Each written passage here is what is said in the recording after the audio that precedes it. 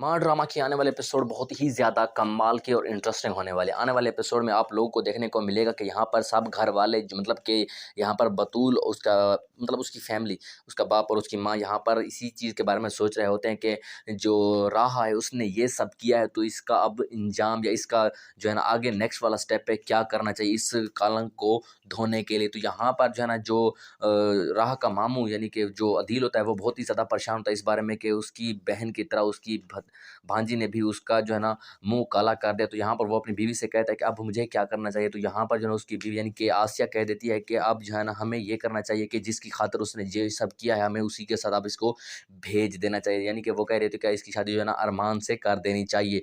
तो यहाँ पर जो है ना जो तारा होते हैं वहाँ पर आ जाते हैं। तो यहाँ पर अदील गुस्से का इज़हार करते हुए कहता है कि जिस कदर तुम्हारी बेटी ने मेरे मुँह पर कलंक थोपी है, तो आप बताओ कि इसका हल क्या है? तो यहाँ पर तारा उसे देखने लग जाती है, यानी कि उसकी बेटी भी अब उनके ऊपर बोझ लगना स्टार्ट हो गई है। तो यहाँ पर जो है ना जो आसिया है उसे जब भी मौका मिलता है बात करने का, वो जो है ना तारा और राह के खिलाफ इस कदर बातें करती हैं कि जो है ना बंदा अपनी कानों में उँगलियाँ डाल ले। तो यहाँ पर आप लोगों को एक और कैरेक्टर जो कि अनएक्सपेक्टेडली चेंज हो गया है, तो आप लोगों को वो भी देखने को मिलने वाला है, जिसके चेंज होने के बारे में कोई सोच भी नहीं पा रहा था कि आखिर ये इतना जल्दी चेंज कैसे हो सकता है। तो जी हाँ, मैं बात करने वाला हूँ बतूल के बारे में। तो यहाँ पर जो है ना बतूल इस कदर चेंज हो गई है, तो ये सब देखते हुए ऑडियंस भी हैरान हो गई कि ये इतना जल्दी कैसे चेंज होगी।